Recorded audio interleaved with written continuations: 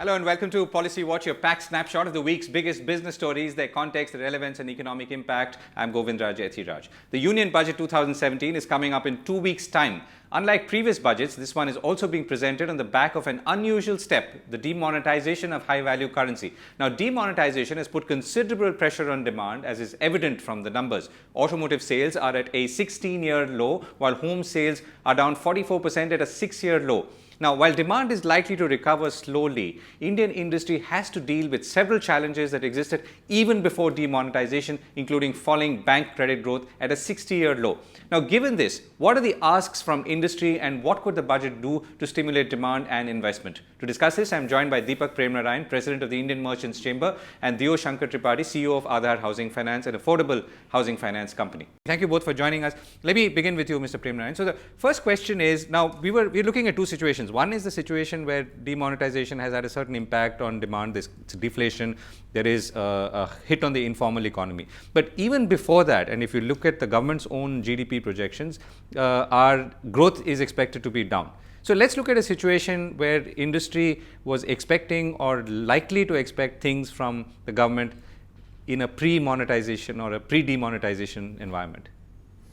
Well, there is a focus on affordable housing, which is important. Even in terms of the tier 1 markets, cost of living is high, civic amenities are not that hot. And as a result, it was expected that the standard deduction would come back. And even the 2 lakh figure which is there in terms of, it would go up to about 5 lakhs, the adjustment. I also believe that in the smaller markets, they would have taken steps to encourage industry as such, because if housing goes up, cement, other factors also, labor, employment goes up. But so those are changes. Also in terms of regulation, because there are steps being taken to see that developers fall in line, because if there is a lack of credibility, but if there is a framework where the quality is proper, delivery is on time, that also brings about confidence. So let me ask you about industry as a whole. I mean, what are you seeing? I mean, it's not just a demand problem, which obviously has fallen and which is reflected in all the numbers that we're seeing, but there's also an investment problem, right? I mean, bank credit is at a 60-year low now. The growth in bank credit is at a 60-year low. Investment is not picking up. I mean, people are not investing in new capacity. There has been surplus capacity in the past. So that is being utilized. And agriculture had suffered, but I now expect with the rains that have happened, agriculture should go up by about 3%, and there will be a rural pull that will come through. But if you look at in terms of foreign investment, that's in the real estate sector, there is monies that have been coming in because of REITs.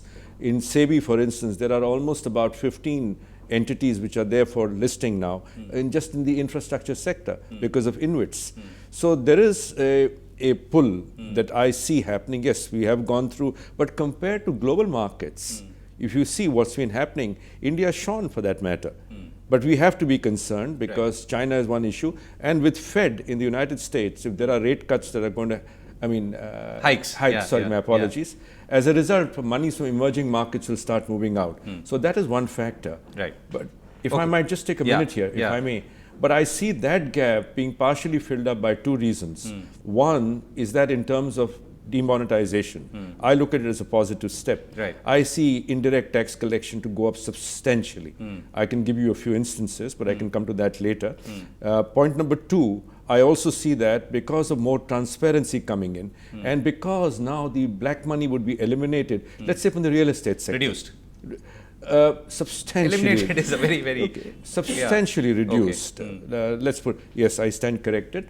But so that itself would give confidence to companies which would like to invest. Okay, so you're saying the budget will get a leg up in terms of the positive fallouts of demonetization, even though for many the expectation is that demonetization should be countered in some way with some SOPs and so on. Okay, I'll come back in a moment.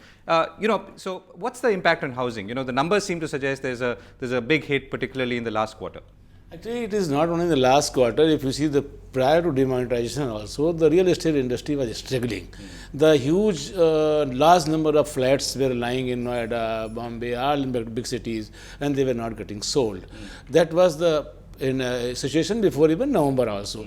In low income and economically weaker section, the demand was not sluggish. It was going on as usual. So in housing sector, the government in last budget also. What are your own numbers reflecting that for the last quarter? For our own number, we have got 15% hit after October. Not much of bigger because we are dealing in the low income housing segment. But as regard the middle and upper middle class housing segment are concerned, the hit was in those housing finance company and banks was there. But you see the government initiative you take in last budget also, the government tried to bring a scheme for housing for all, credit link subsidy, which was applicable up to 6 lakh rupees loan at 6.5% interest. On 31st December, the Prime Minister announced 3 more schemes. Adding to that, one they have announced from 6 lakhs to 9 lakhs rupees, 4% interest subsidy. That is demand side intervention. Yes. And then they made 12 lakhs rupees housing loan, 3% interest subsidy. And those who are improving their house in rural areas, they can take 2 lakhs rupees loan with 3% interest subsidy. Now, this was demand side intervention 1. After demonetization, the bank had huge surplus funds. The RBI was always trying to tell the banker to reduce the interest rate, but banks were not able because the cost of fund was high for them. When the surplus fund after demonetization came, you have seen the all banks started reducing rate in the last week of December. So now First week of Jan. Yeah. First week of Jan, of course. First week of Jan. So now if you see, the most of the banks rates have housing from 8.35 to 9%, these are available. When HFC has also announced 8.60, 8.65. I am talking about the formal segment housing loan. The rate of interest has come down. So it means the house users, those who are looking to buy a house, they are going to pay lower for the EMI. That is number 1. So, okay. Number 2, the interest subsidy which was applicable up to 6 lakh rupees, because if you take a house in Bombay, even the low income segment wants a house in Bombay in outskirts, in any metro, 6 lakh rupees house was not available. So increasing the score to 12 lakh rupees, now even the low income segment person can get benefit and his interest cost will come down. That is what. And also most of your demand comes from independent or plot sort of houses which are built on plots. You see the entire country, you see everywhere the apartment culture is not there. Still people buy a small piece of land and they construct a house on that. So that is, we call it plot plus construction. So according to my estimate, 60 to 65% plot plus construction facilities available across the country. And that you feel is a little more resilient, that part, as compared to, let's say, apartment? Plot plus construction part was slightly hit because even if they take loan from us, they can't withdraw from the bank to pay for the builder, for the cement and other things. Okay. But now when the limit for them will be slightly increased from withdrawal from account, because they will normally buy the cash. But some of the buyers, some of the home buyers, even they are starting and taking check for their suppliers. But it's an interesting point. Normally one would think it's because of black money. You're saying that you could physically, people could not withdraw cash from banks and could not put therefore their contribution to building the house. Okay, coming back to industry, broad expectations, assuming now let's look at a demonetization plus general slowdown. I mean, not slowdown because we're still a fast growing economy, but versus expectations from the budget. Okay, I have a point that I'd like to clarify from what Mr. Tripathi said. My belief is a very strong one, that RBI and the government have been keen that banks cut down interest. As you know that I chair a bank in India and I sit on the bank globally, which is pretty large, on the board. It hasn't been happening. Transmission of interest cuts, because you take my chamber, we have several thousand SMEs, and the biggest component issue in the country today is in terms of cost of money. Now, there have been cuts as far as the repo rate, etc., but transmission has not happened. So, its cost of money is one thing, but at the same time, the buffer has been there. And there are alternate sources of money which are available also. So, what can the budget do for this? Look, there is a push that has already come. There is a realization that transmission has to happen. And yes, to generate further demand, there is going to be interest cuts that will be encouraged. And there would be, as Mr. Tripathi said, I expect further benefits, incentivization for the housing segment. There'll be for car loans, there's going to be a cut, I expect, in terms of excise, 2%. But all the rate cuts are Reserve Bank territory. I mean, are you expecting something? I'm talking in terms of the budget overall, in terms of excise, as I mentioned. Okay. You know? Okay. Yeah. Okay. Yeah. But you're correct. Some of it is Reserve Bank and it's two hands. But you're actually expecting an excise? I would expect, because car sales, as you say, they've been down. But Maruti is not down. Yeah. And what's going to happen is that to generate demand, excise is one component, but on the four-wheeler side, what I expect is more people, you see, they go to the organized sector, it's NBFCs and banks. So once this demonetization thing simmers down a bit, so that segment will be alive again. Right. It's the two-wheeler side, which is the rural side and semi-urban, which has been hurt because that is self-financing. Right. And there's an element of... right. So you're saying that therefore we need some sort of sop or kick there, which would bring back. Okay, we're running to the end of the show. Let me get a quick wrap from both of you. Mr. Tripathi, so the three things that you're looking forward to from the budget, from a housing finance company or, as in your case, an affording housing finance company. I look, there are two interventions, supply side, demand side. Demand side intervention, the interest rate, as Deepak is also agreeing with that, the rate of interest cut has started. 2007, we had the housing loan interest as 7.57%. And I looked that within a 1 year's time, this 8.65 or 9% interest will come down to a sub 8. That is one part. That will spur demand that in the demand side. Subsidy is one part. Second part comes from the supply side. Supply side, last year government has allowed the builders, if they are constructing houses up to 60 square meter, they can get the profit full exemption from the income tax. If some sort of, because builders are looking one thing, because their inventory is piled up, they are looking from regulator, Reserve Bank of India, or from the government, that at least if loans are given to them, they should be around 12% so that they can cut down the cost of construction, one side. Secondly, land is scarce. If the role of state government is very important.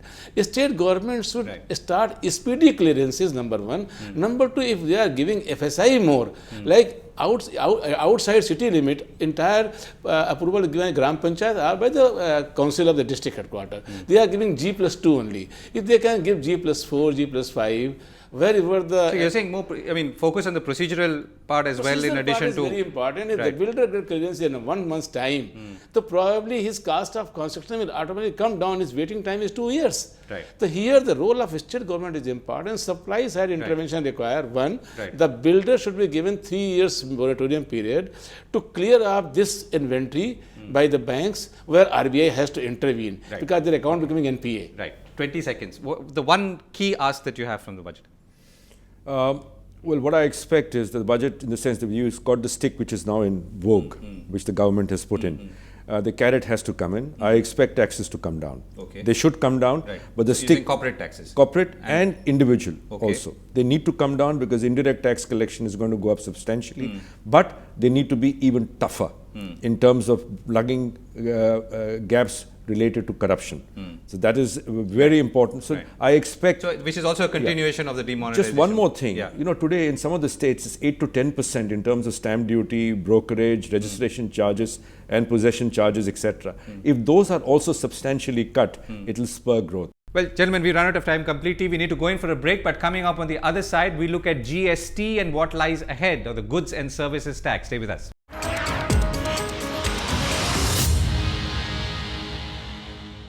Welcome back to Policy Watch. India's goods and services tax regime, which hopes to create a common market across the country, is most likely delayed from its original implementation target of April 2017. Many states are saying that they are unable to fiscally fall in line given the loss that they've suffered from demonetization. Now, the delay is likely to cause some changes in the budget arithmetic. Now, with the budget 2017 just 2 weeks away, where does GST stand in terms of implementation? What specific actions can we look forward to, and should we expect to bring the process back on track? And to what extent or is demonetization affecting the state's ability to join the GST system? To discuss this, I am joined by MS Mani, Senior Director, Indirect Tax at Deloitte Haskins & Sells, and Abhishek Rastogi, Partner, Indirect Tax at Khaitan and Company. Thank you both for joining me. Mani, let me begin with you.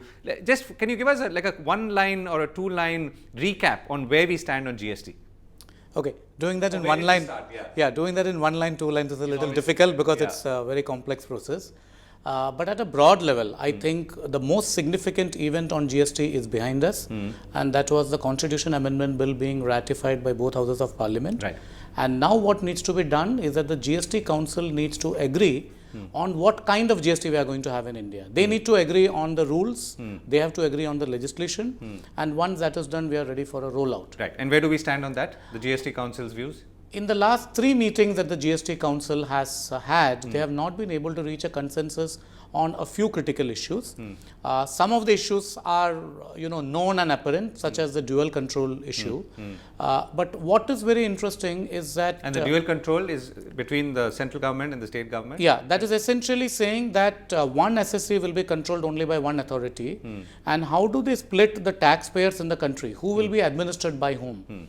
And that is a very important and central issue. But the key point that I would like to make is in the meetings that happened till 3rd and 4th of November, there was complete unanimity and consensus on many issues, which were even more complex to handle than the dual control issue. But after 3rd and 4th of November, all the meetings which have happened, we seem to be having some kind of a stalemate which happens in each of the meetings.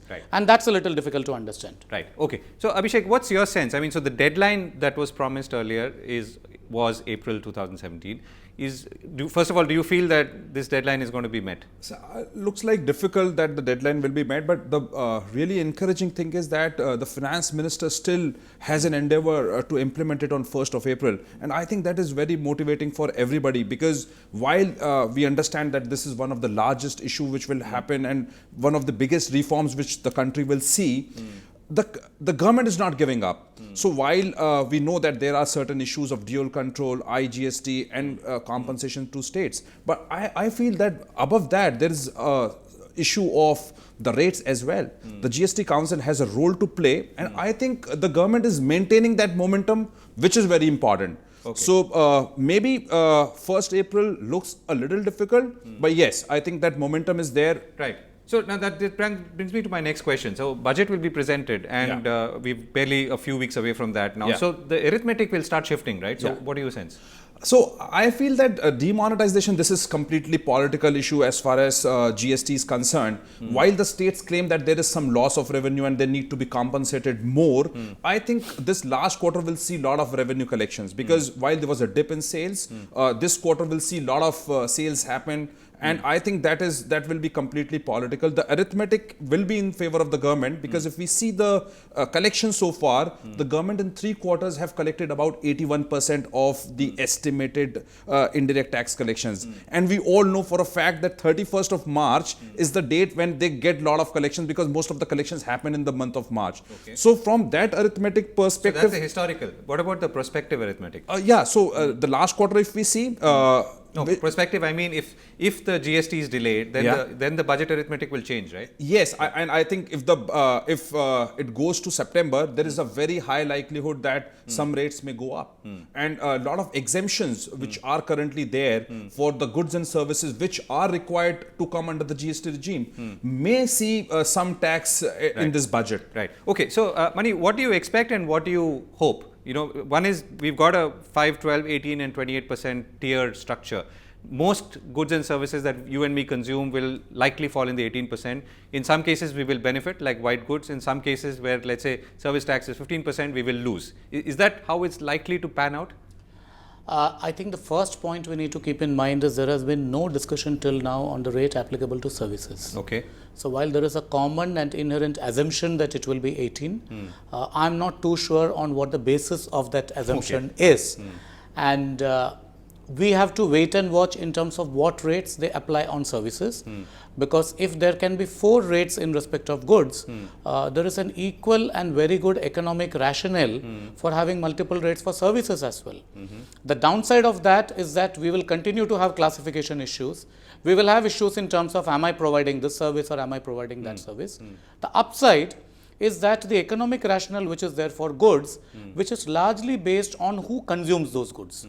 So the goods which are at 5% are mass consumption, at 28% are luxurious. Right. The same logic applies to services as well. Right, but you see the budget, for instance, trying to align your rates with potential GST rate, which really means that from 15% it could go to 18%, assuming there's a delay. It's quite possible. It's quite possible. But what the government could also do, as far as services are concerned, they might come out with a interim increase.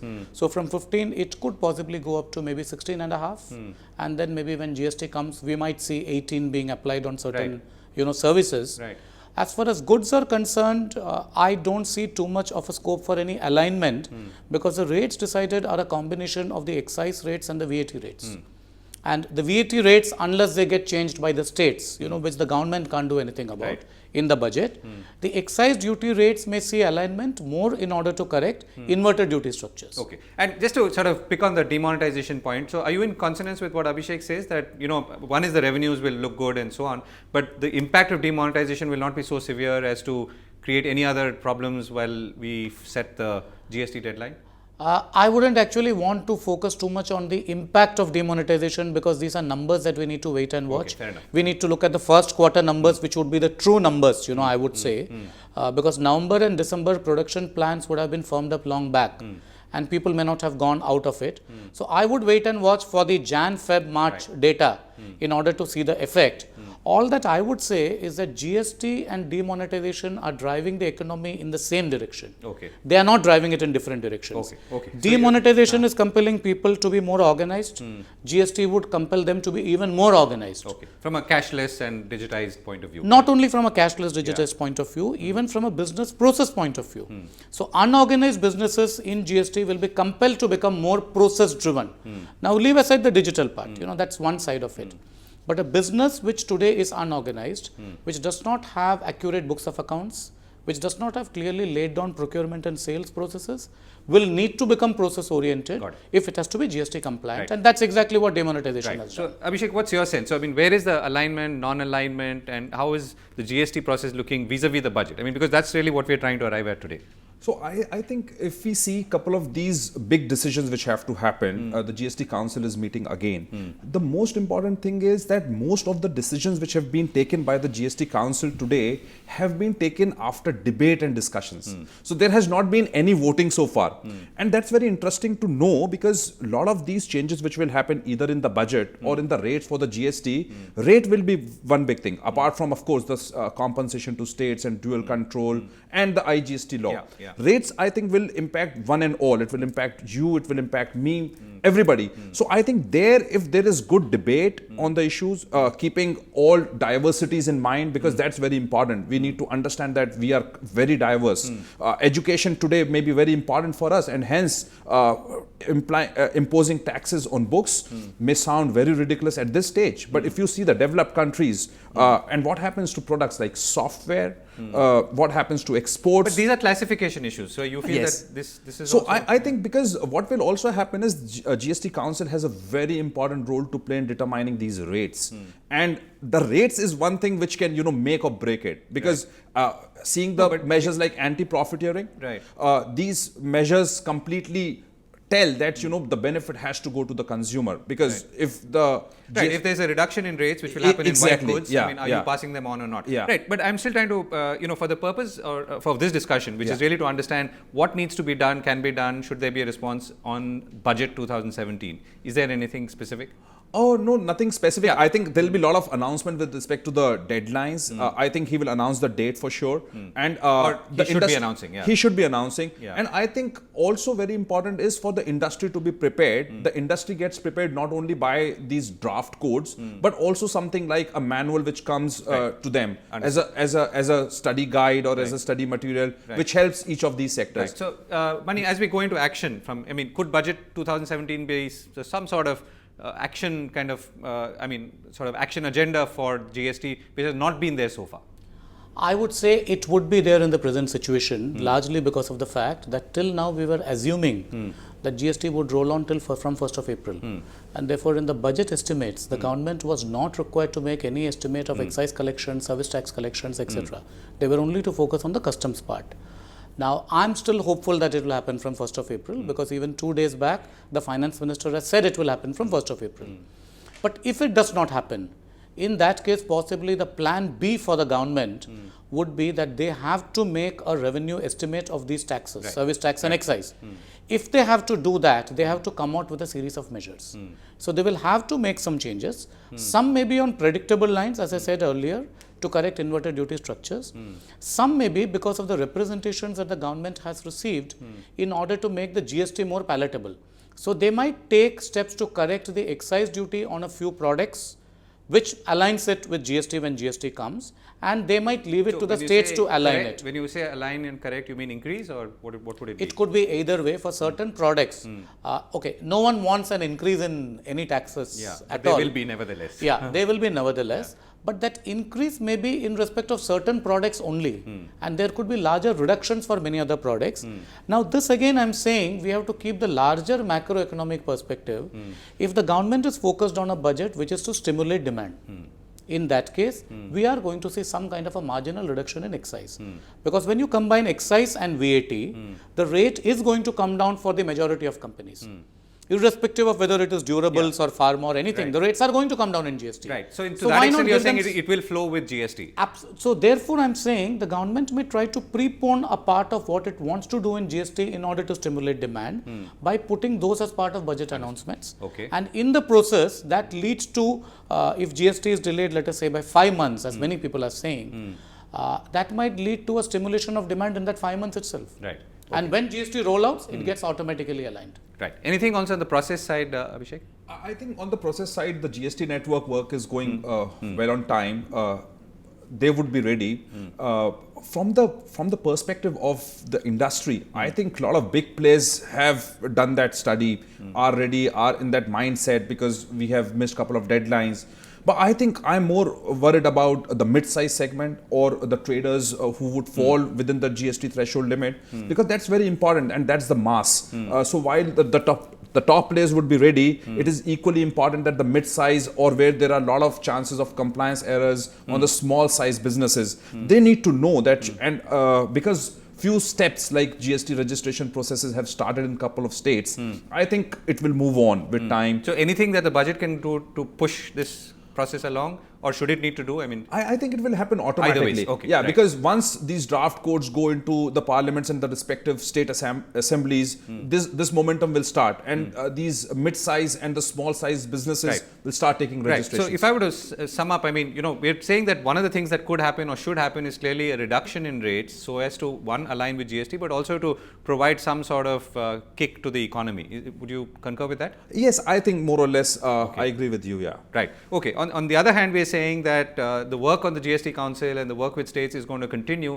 but we also need other sort of arithmetic balancing in the budget itself, because there is a delay. Yeah, that is there, and what is very critical for this budget is that we need to know with certainty as to when GST is going to happen. I think the most important thing that the finance minister could do is to bring clarity in terms of what is the date which business should expect for GST. Because if we continue to be in an uncertain situation even after 1st of February, and all of us are guessing in terms of is it 1st April, 1st May, 1st June, it's not doing any good to business confidence, because GST requires a lot of preparation. Right. And people need to be ready. Right. So if we have a But date what's the announced, harm in saying that why doesn't everyone be ready in any case while we figure out what the right date for launch is? okay. Now the difficulty of doing that is for people to be completely ready on 1st April. Yeah, you they can't do need the to have actual the shift. final legislation and the rules. Right. Now, while the final legislation and rules are being debated, people can't get ready. Understand. So, if we have an announcement which says GST is going to happen from X date, I think that will be a very big booster to business. Right. So that's one key thing to look out for in this budget. And that's why these meetings of the GST Council within this month, which is happening in middle of this month, and that will be very important, because if they have consensus on a couple of these issues which are pending, and of course the rates, which I believe is a major issue, then I think it will be easy for him to make that announcement very clearly. Right. All of which will hopefully flow into a smooth budget and a smooth GST, which will come after that with a firm date. Thank you both for joining me. That's all we have time for on Policy Watch this week. We'll be back next week, same time. Thanks for watching.